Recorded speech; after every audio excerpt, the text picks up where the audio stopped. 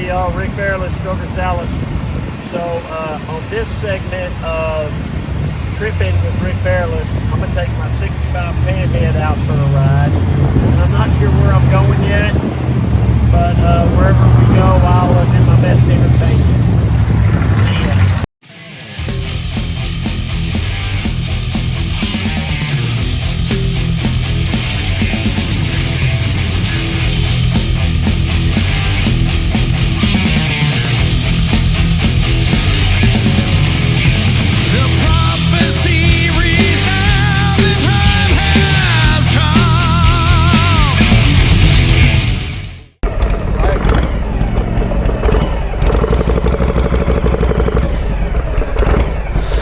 Hey y'all, I'm taking my little 65 Pan out for a ride today. It's another 75-degree November day here in Dallas, Texas.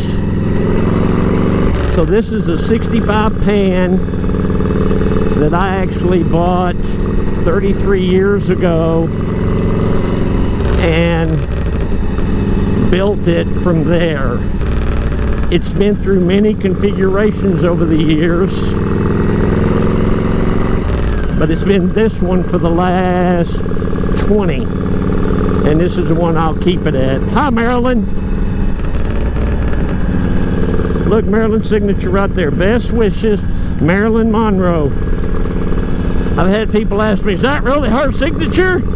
Yeah, I copied it off the computer myself.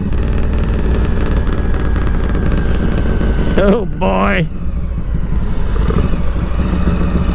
Okay, look, there's Southwest Airlines coming in for a landing, boys. So this Panhead 65 was the last year of the Pans. So I got this thing.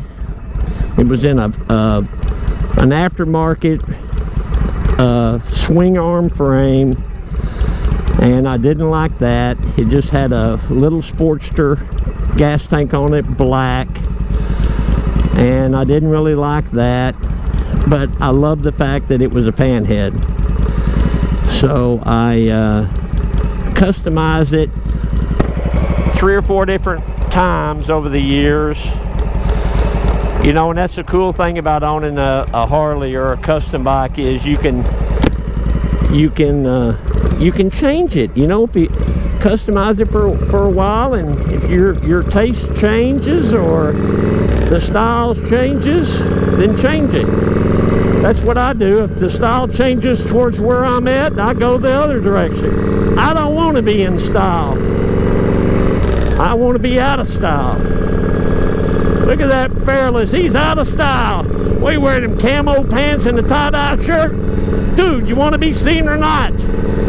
Yeah. I'm on my motorcycle. I want to be seen.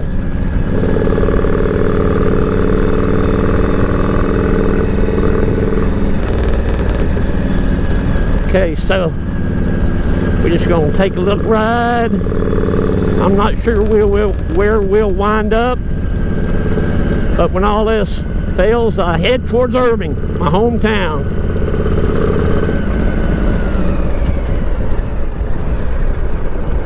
Remember, this is a rigid frame, so if I tend to rattle a little bit and crack my voice, it just means I hit a bump. It just means I'm doing a little bouncing.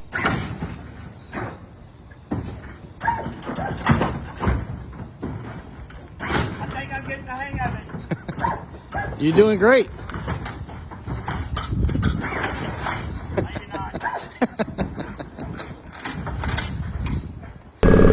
So we're going to go up here.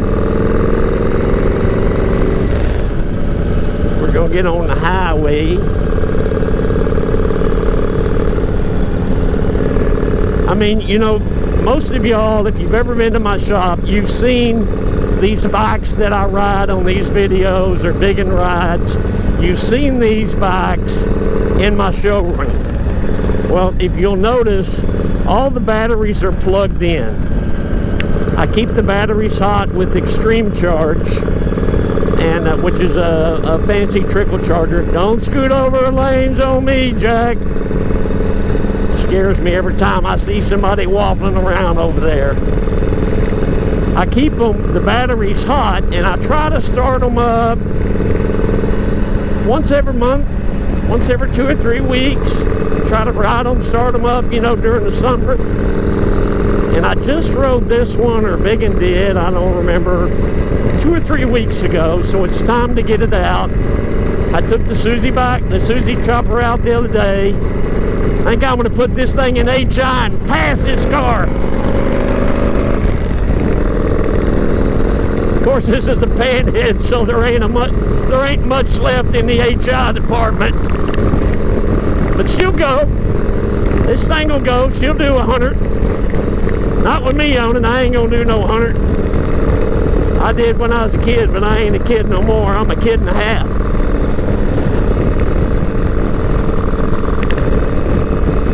So we're coming around Spur 482. There's a Dr. Pepper plant back there. Oh, by the way, these plaid shirts / jackets that I'm wearing, we sell them. Call Biggin. You can shoot her an email, Lena, L-E-N-A, at strokersdallas.com, or you can shoot her an email, Biggin, B-I-G-U-N, at strokersdallas.com. So this is like what I wear when it's not cold, but you know, you want a little bit of protection on your arms. You know, maybe it's cool, like today it's mid-70s, which is perfect. So they're doing all this work over here. They're redoing the roads going into my town of Irving. That's where the Texas Stadium used to be, all right there. The house that Tom Landry built. Now we got that new fancy stadium, the house that Jerry Jones built, and it's beautiful. Can't win any football games, but we got a beautiful stadium there, Jack. So this 183 West, that goes towards Fort Worth. I'll have to ride you to Fort Worth one day.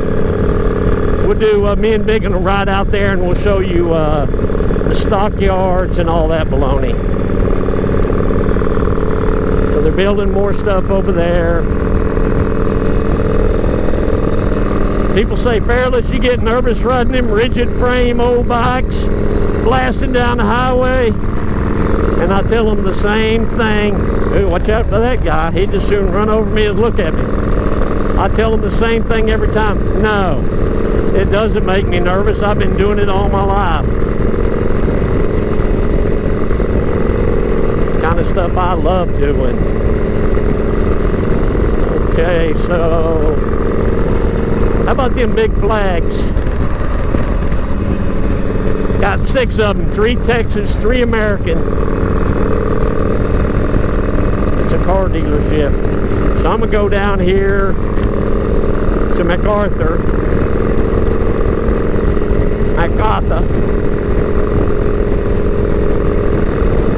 And then we're gonna turn left. And I wanna show you something where I used to live when I was but a wee little boy with my mother. Actually, I wasn't a wee little boy. I was about 16.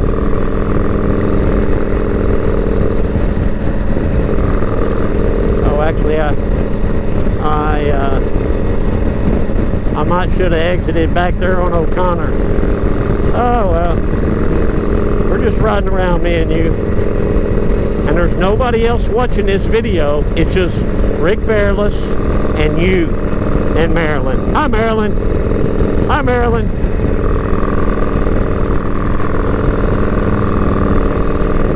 So I love choppers. Isn't that pretty?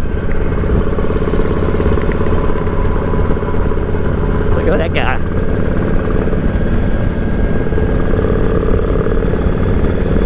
Let me tell you, if you're driving a car right now, and it's just me and you, but if you're in a car, you're heading home from work later, you're heading to work, leave a little space a little space between you and the motorcycles around you. There ain't no such thing as a fender bender on a motorcycle.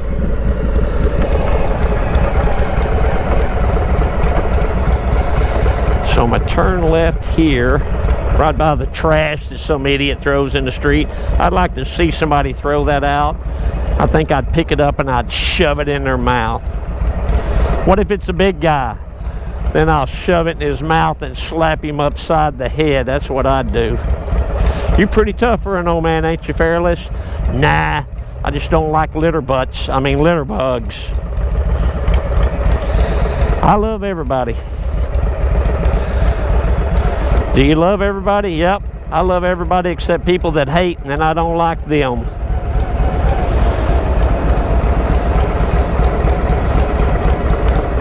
Look at that truck all beat up. That's a working guy.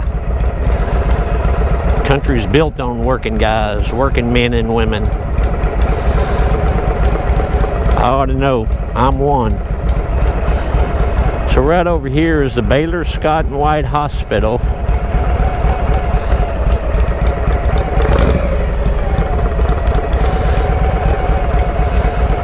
That's where my asthma doctor is, in there.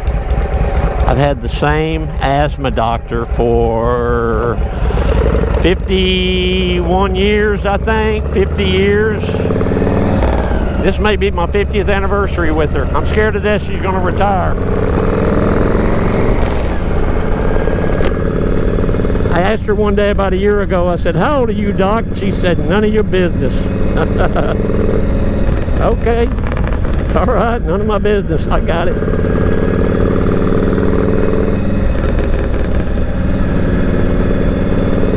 My dad used to live right here in these condos.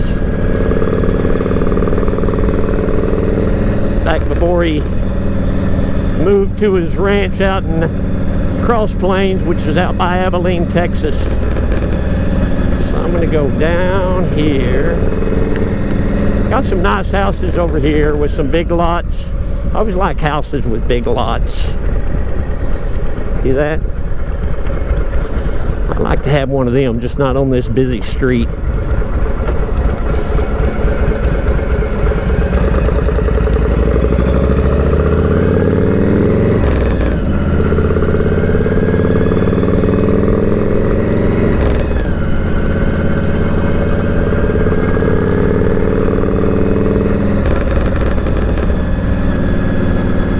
Sometimes I like just to be quiet for a minute and let y'all enjoy the sound of my motorcycle.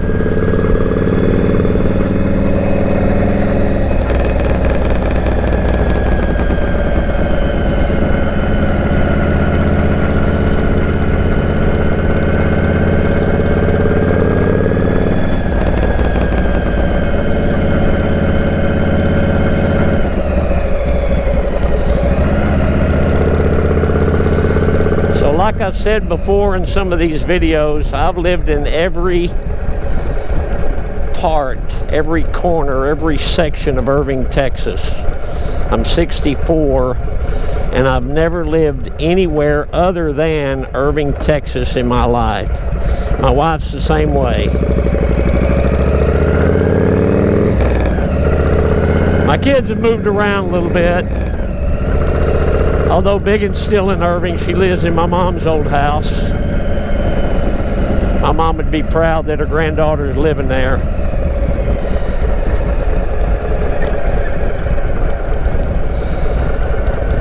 Okay, so this is Pioneer Street. Coast is clear.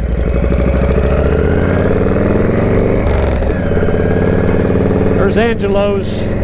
That's a good Irving, Texas place. It's been there since '66, I think. Me and my wife love to eat there. Just good, kind of Italian home cooking. I like the lasagna. My wife likes she gets like a little steak and spaghetti.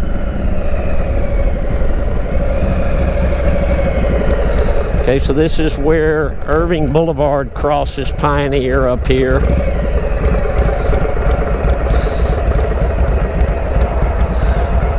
There used to be a place up here, and I forget the name of it. They sold sandwiches, and so when I was running the paint store, Roach Paint around the corner, my buddy used to try to get me to, we'd eat there every Saturday, and I'd get a roast beef or something. He'd try to get me to try a Reuben. So one day I said, okay, I'm going to try a Reuben.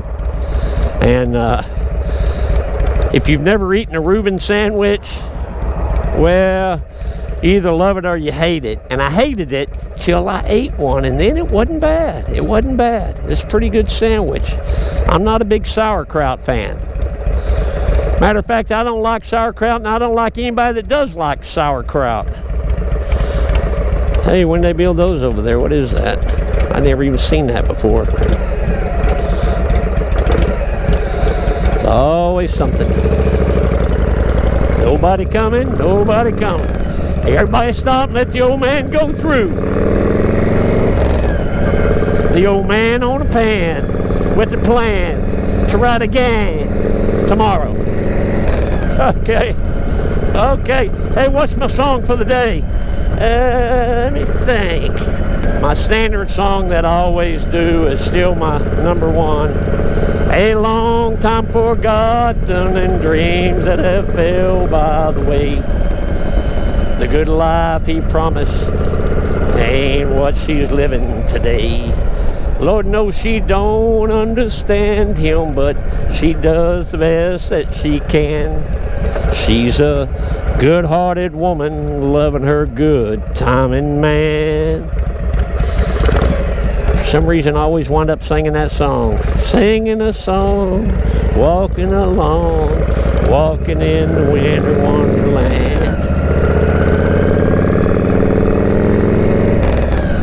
Okay, so what I want to show you, my mom and dad got divorced when I think I was 16 and my brother was 15. So my brother stayed with my dad. Maybe I was 17 and he was 16. I don't remember. So my brother stayed with my dad for some reason, and I went with my mom. And Mom had already moved out, so I moved in with her because I felt that I was the oldest and I needed to take care of her. How you doing, Papa?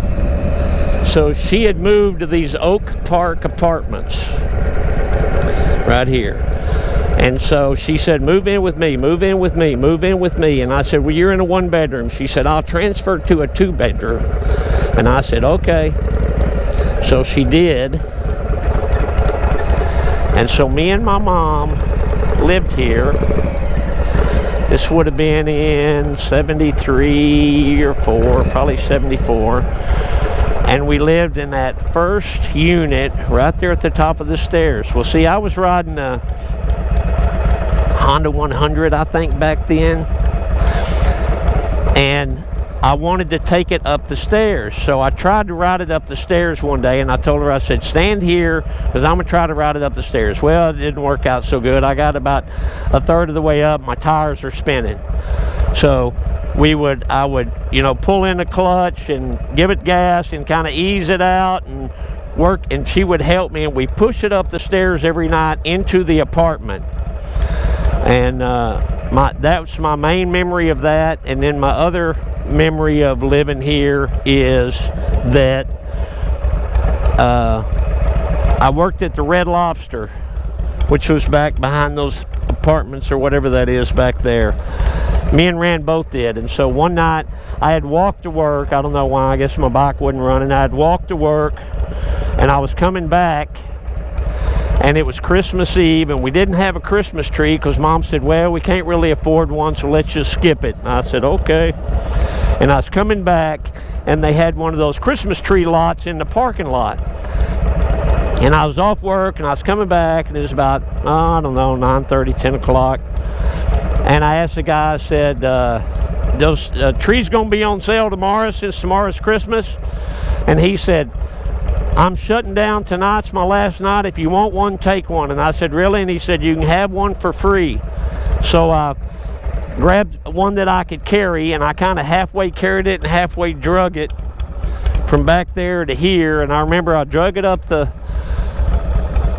stairs, and I opened the door, and Mom was home. She's sitting on the couch watching Johnny Carson drinking a beer, and I said, Mom, I got a surprise for you. And I drug that Christmas tree in, and I set it up there. I held it up, smiling, and then she started bawling, and I started bawling. I may start bawling again if I keep talking about that, but that was a Christmas that I'll never forget with my mom.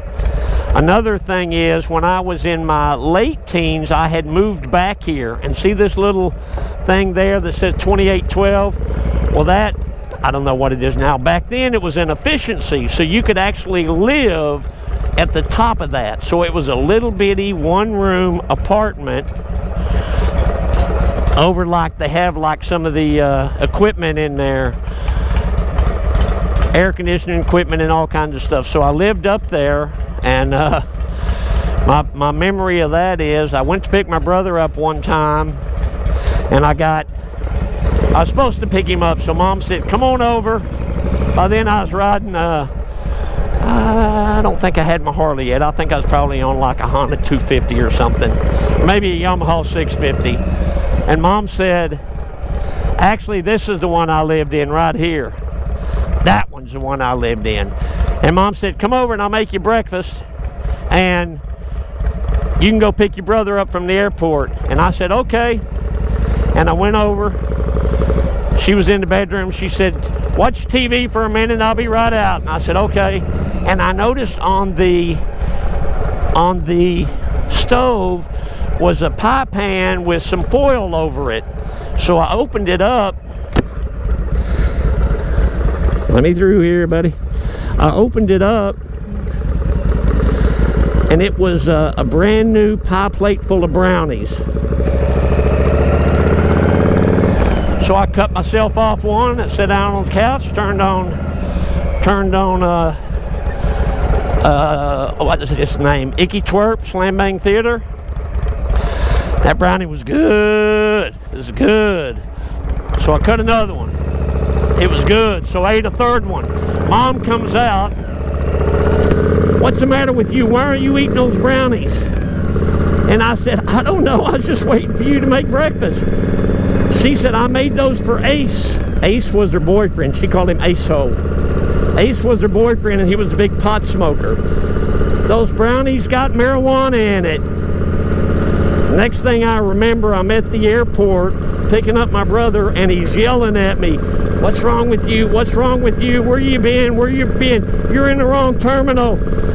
I called Mom. She said, you were up here somewhere. I spent the last hour looking for you. Then the next thing I remember, I'm at home in that little shithole apartment, that efficiency up there, and I hear the water running, and I said, man, it's raining, it's raining, it's raining. And the bed was in the middle of the room, you know, right beside the kitchen, which was right beside the bathroom. And I put my foot down, and it was wet. The sink was running. It was the most stoned I ever was in my whole life, courtesy of my mother. I'll tell you, it's I've had an interesting life, and I had a very interesting mother, and I've done a lot of things in my life, and I don't know that I've done too many that I'm not proud of. I was always you know, people think of me as maybe a rebel or kind of a crazy cat or something. Not so much. I'm just a guy from Irving, Texas that loves motorcycles,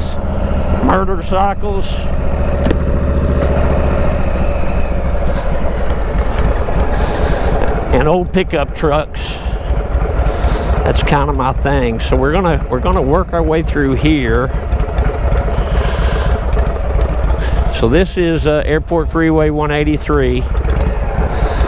This is where there's the Irving Mall over there. Me and my wife actually met over there, and I know I got the wide angle going on so you can't see it. Right over here is the Irving Mall. They built in, I don't know, 70, 71. And so there used to be a foosball place. Foosball was so big in Irving, Texas, and DFW, They had one in the Irving Mall. It was called the Challenge. So they had like half a dozen foosball tables and maybe half a dozen pool tables, and then a bunch of like Pac-Man and all that, Donkey Kong or whatever all that's called. There was no video games like you got today. These were real ones, played by men. Yeah, played by goons. And so straight across from the Challenge, you know, there was the big walkway where everybody walks, and then on the other side of it, you know, right in front of it was a place called the Sun Garden. And the Sun Garden was a cafeteria owned by J.C. Penney's. There's Irving Mall. Can you see it now? Josh, we might want to lessen this wide angle a wee bit. What's that, GoPro? You say we can't do that? Well, thanks anyway. So, Susan, there was a girl, I used to eat over there because they had like daily specials for $1.99. And so my favorite one was the Salisbury steak. So for $1.99, you got a Salisbury steak, mashed potatoes, and beans, and a roll or something, and an iced tea, sweet tea.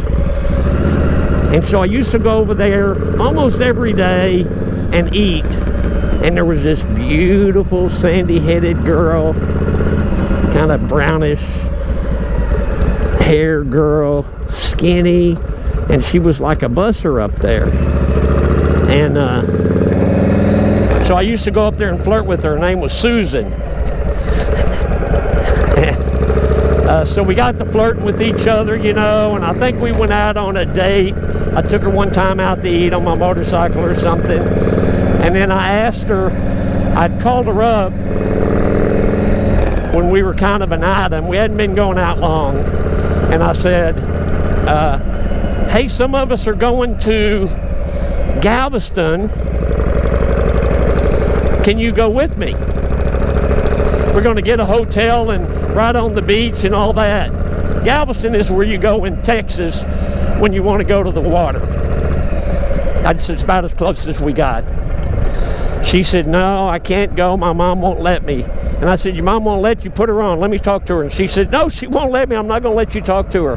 And I said, why won't she let you? And she said, I'm only 15. And I said, it's okay. I'm 18. I don't care. But she didn't go. And I remember going to Galveston. There's the El Morocco Apartments where my buddy used to live. My old buddy David Allen with his wife Kim. Kim just died recently. Love you, Kim. Love you, David Allen. And I remember sitting there on that balcony, and my buddies were out there, and we're all drinking beer. You could drink at 18 back then, so we started drinking at 16. You know, just to be pros by the time we turned 18. And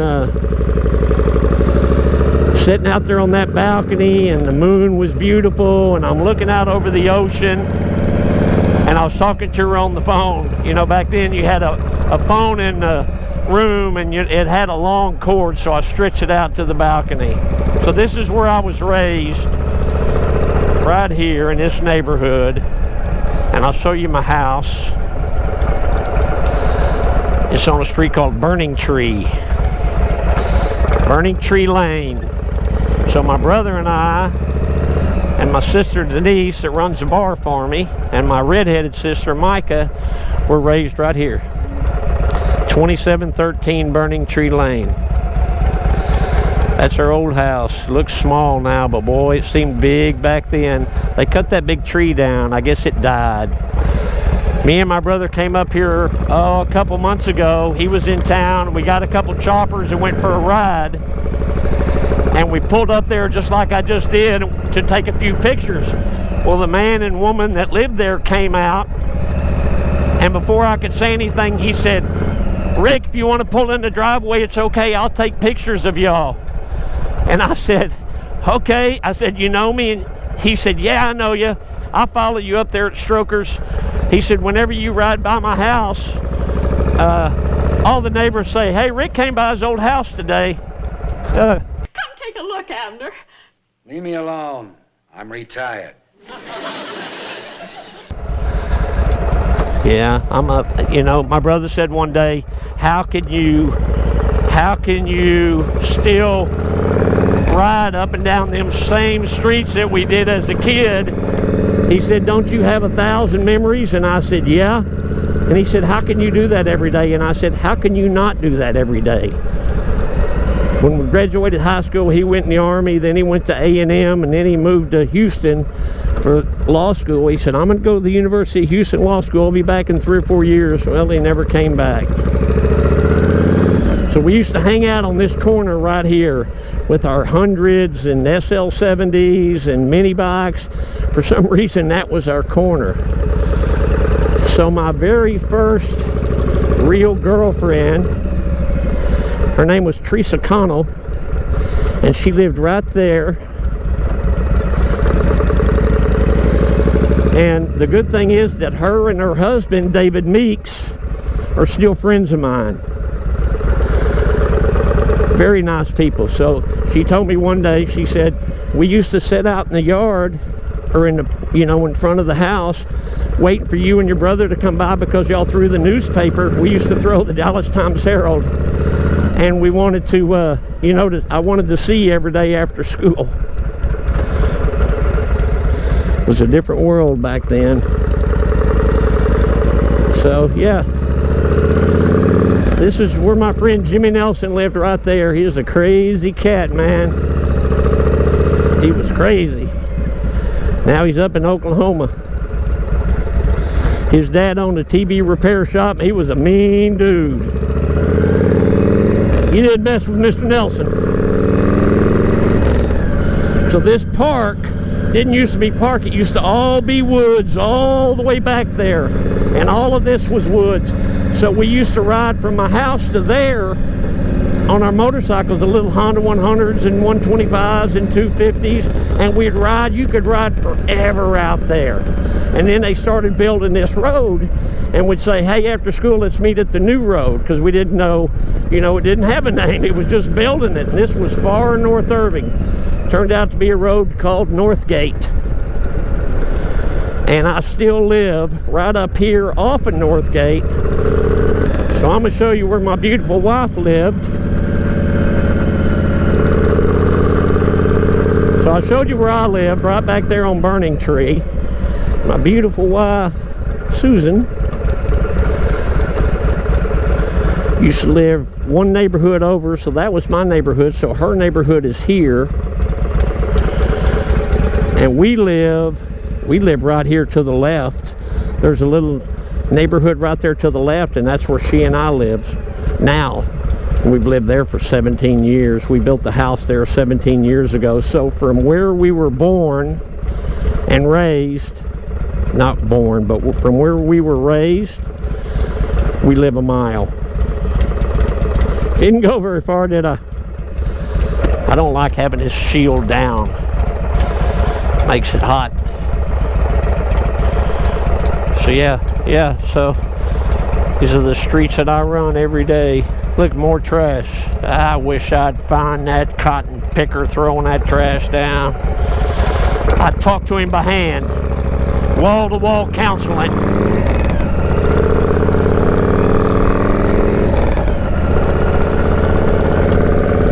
There's a mailman. Okay, we're going to turn right here, and I'll show you where my wife lived her whole life before Rick Fairless came along and took her out.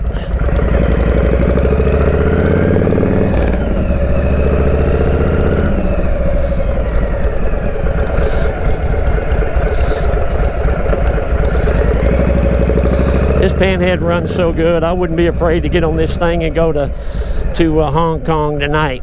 So I used to live there on Durham for a little while with my mom.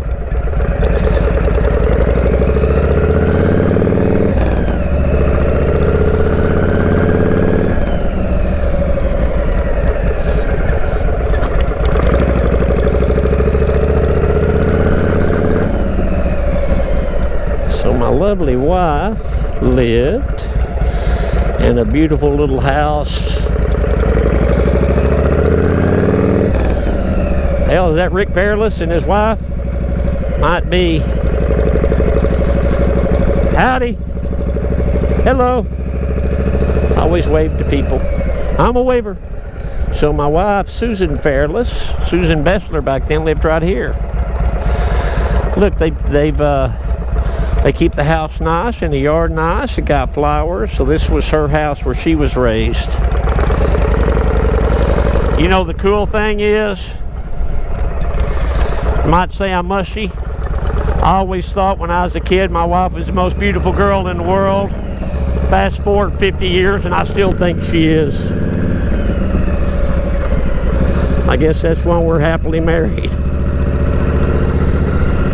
Anybody that can put up with me for that long's got to be okay.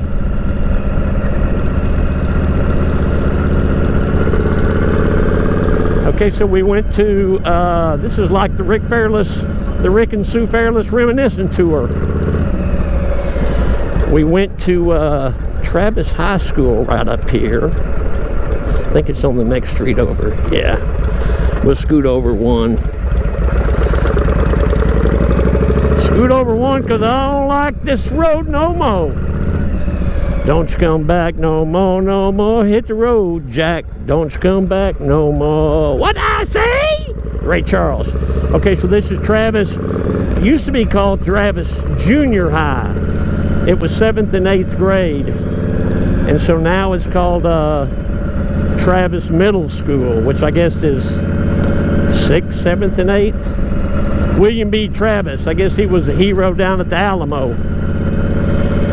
That's in our state, you know. Hi, pal. So my buddy the Wrangles lived over here. They're still my pals.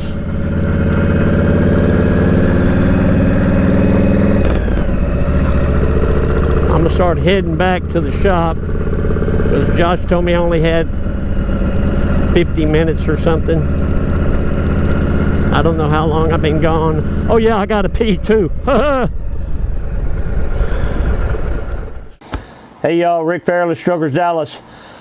Did you enjoy the ride on the chopper as much as I did? Oh, it was awesome. Listen, here's what I want you to do. The circle over here on the left is a subscribe button, and over here on the right you got 2 squares. One of them is the next video.